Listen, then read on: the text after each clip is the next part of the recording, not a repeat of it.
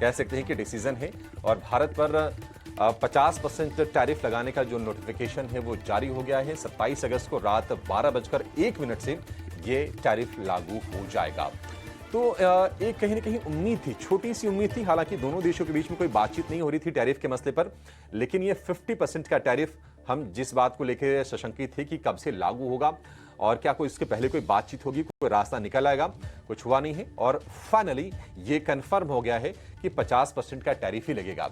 यानी कि वो देश जिनके प्रोडक्ट्स को लेकर भारत कहीं ना कहीं कॉम्पीट करता है, जैसे कि वियतनाम हो गया, जैसे कि बांग्लादेश हो गया, या फिर इंडोनेशिया, मलेशिया जैसे देश हो गए, इन सारे के सारे देशों के मुकाबले अगर भारत को तुलना करेंगे तो भारत के टैरिफ सबसे ज्यादा है। भारत कुल मिला जुला के करीब $87 बिलियन के सामान अमेरिका को निर्यात करता है। ये पिछले साल के आंकड़े हैं और उनमें जिन सामानों पर टैरिफ लगता है वो है करीब करीब $67 बिलियन के आसपास के। हालांकि सरकार ने कोशिश की है कि इस टैरिफ के इंपैक्ट को थोड़ा न्यूट्रलाइज किया जाए। जीएसटी में कटौती देने का सरकार ने फैसला किया है, एक्सपोर्टर्स को राहत देने के लिए भी कुछ कुछ सरकार ने कदम उठाए हैं, लेकिन ये हो सकता है कि फौरी तौर पर थोड़ा सा बाजार के मूड को डिस्टर्ब करने का काम करे। हालांकि इस चीज का अंदाजा बाजार को पहले ही लग भी गया था कि ये होने जा रहा है और बाजार एक डिस्काउंटिंग मशीन है, धीरे धीरे इस न्यूज को कहीं ना कहीं डिस्काउंट भी आगे करके चल रहा था। इसलिए आप देखेंगे कि गिफ्ट निफ्टी में ऐसी कोई घबराहट का माहौल नहीं है, क्योंकि ये पता ही था। और कुछ भी, कोई भी टैरिफ जो कि 25% से ऊपर हो, आपके एक्सपोर्ट के कॉम्पिटिटिवनेस को वो खत्म करने वाला था। तो 25% हो या फिर 50%, लगभग आप वैसे देखेंगे तो बात सिमिलर है, कोई इसमें कोई ज्यादा इसको लेकर घबराने की बात नहीं है, क्योंकि ये तो पहले आ ही गया था और ट्रंप ने कहा था करने वाले हैं और वो हो गया है। लेकिन अब मसला ये है कि क्या भारत अमेरिका के बीच में जो रिश्ते हैं थोड़े से तल्ख होंगे? क्या भारत एक न्यू वर्ल्ड ऑर्डर की तरफ बढ़ेगा?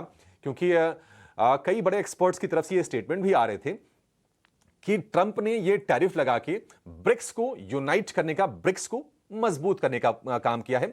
और ब्रिक्स के पार्ट है रशिया, ब्राजील, भारत, चाइना और साउथ अफ्रीका। ये प्राइमरी देश है, कुछ और भी देश इसके सदस्य हैं, लेकिन इनको एकजुट करने का काम तो किया है। लेकिन चलिए अब जरा ये समझ लेते हैं कि ग्लोबल बाजारों से संकेत किस तरह के हैं, क्योंकि हम देख रहे हैं कि कल अमेरिकी बाजारों में मुनाफा वसूली रही, एशियाई बाजारों को आप देखेंगे तो वहां पर भी थोड़ी सी सुस्ती के ही संकेत मिल रहे हैं। कल भारतीय बाजार ने रिकवर करने की कोशिश थी, थोड़ी सी हम गिरावट देख रहे हैं और कल हम देखेंगे कि गणपति के मौके पर, गणेश चतुर्थी के मौके पर बाजार बंद भी रहेंगे। तो संकेतों को जरा समझ लेते हैं। हमारे सहयोगी शरद दुबे हमारे साथ जुड़ गए हैं। शरद, सबसे पहले तो आपको गणेश चतुर्थी की अग्रिम बधाई, शुभकामनाएं। बताइए किस तरह के संकेत हैं ग्लोबल बाजारों से?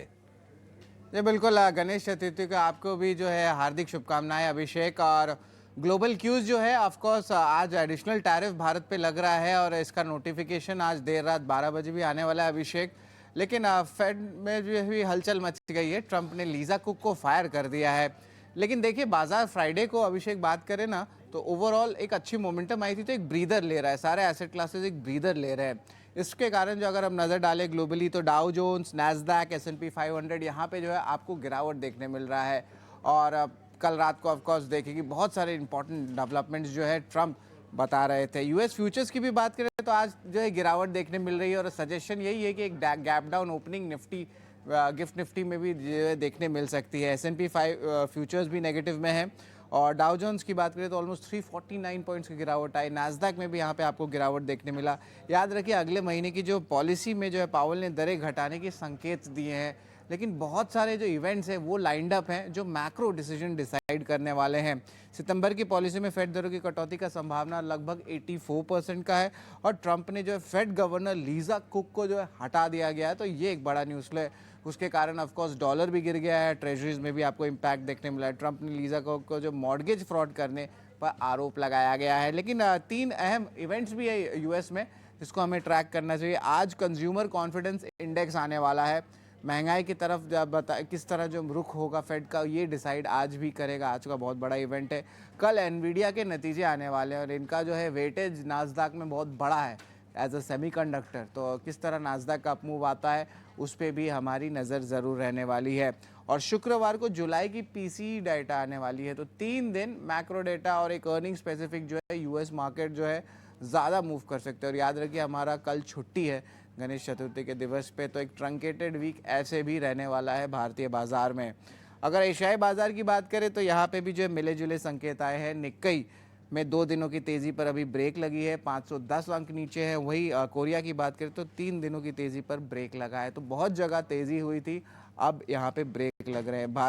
बाजार के अन्य संकेत में बात करें तो दरें घटने की उम्मीद से सोने में तेज़ी जारी है। 3400 कल था, अब 3425 हो चुका है, तो इस पे भी हमारी नज़र रहेगी। और सप्लाई की चिंता से क्रूड बढ़ते जा रही है। अब ब्रेंट क्रूड $68.5 प्रति बैरल के ऊपर आ गया है। नेट जो है US 10 ईयर बॉन्ड यील्ड अभी भी स्टेबल है 4.28 पे, और डॉलर इंडेक्स थोड़ा सा बढ़ गया है, यानी कि थोड़ा सा इमर्जिंग मार्केट्स पे जो है नेगेटिव रिएक्शन थोड़ा सा देखने मिल सकता है। तो इस पे जो है ओवरऑल फोकस रहेगी। लेकिन अगर भारत की बात करें ग्लोबल क्यूज़ की, तो जितने भी सेक्टर्स टैरिफ रिलेटेड है, आज यहाँ पे जो है वॉलेटिलिटी या वॉल्यूम्स देखने मिल सकता है। और आज आखिरी आधा घंटे में MSCI की एडजस्टमेंट्स भी है, तो उस पर भी हमारी नज़र रहने वाली है। ठीक है, MSCI की एडजस्टमेंट पर भी नज़र रहेगी, लेकिन ये जो खबर है आज ये दिन भर फोकस में रहेगी और हम कोशिश करेंगे कि बाजार के जो बड़े दिग्गज जो एक्सपर्ट्स हैं उनसे समझने की एक बार फिर से हम प्रयास करें कि कितना इम्पैक्ट होगा। हालांकि कोई ज़्यादा अब ना ये टैरिफ वाले मसले से बाजार ये प्रभावित होंगे नहीं, लेकिन इंडस्ट्री कुछ कुछ प्रभावित ज़रूर होंगे, जैसे कि जेम्स एंड ज्वेलरी है, जैसे कि टेक्सटाइल है, इसके अलावा जो श्रिम्प से जुड़ी जो कंपनियां हैं जो उनका कारोबार करती हैं, मछली वगैरह से जुड़ी हुई, उन पर प्रभावित होगा। और वहाँ पर हो सकता है कि थोड़े से हम जॉब लॉसेस वगैरह भी देखें, थोड़ी नौकरियों को लेकर भी संकट होगा, क्योंकि अगर अमेरिका में अगर एक्सपोर्ट, क्योंकि ये सिर्फ टैरिफ की बात नहीं है, आप एक्सपोर्ट कर ही नहीं पाएंगे। कोई आपके प्रोडक्ट इतने महंगे फिर वहां पर लेगा क्यों? क्योंकि अल्टीमेटली तो ये जो कंपनियां इंपोर्ट कर रही हैं उनके ऊपर भी बर्डन आएगा, फिर कंज्यूमर पर बर्डन पास ऑन होगा, तो फिर आप एक्सपोर्ट कर ही नहीं पाएंगे। टैरिफ का सीधा सीधा मसला आप ये समझ लीजिए। तो उनको बाकी बाजार तलाशने होंगे कि अब अपने सामानों को कहां पर